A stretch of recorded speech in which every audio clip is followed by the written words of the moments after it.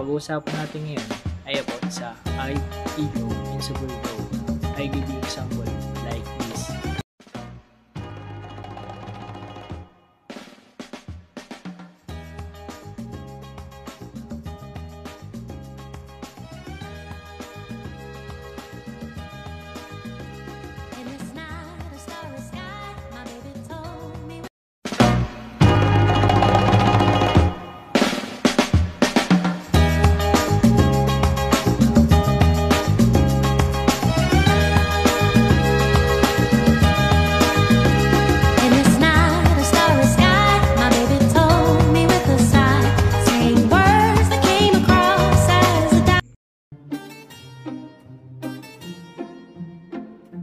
Tara, samahan niyo akong pag-usapan ang existentialism ni Sartre ay nagsasabi na tayo ay may kalayaan na pumili ng ating kilos at gawain.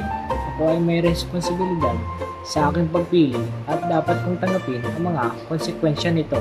Tara, samahan niyo ako, bibigyan ko kayo ng example. Parang Let me know if I can take it slow.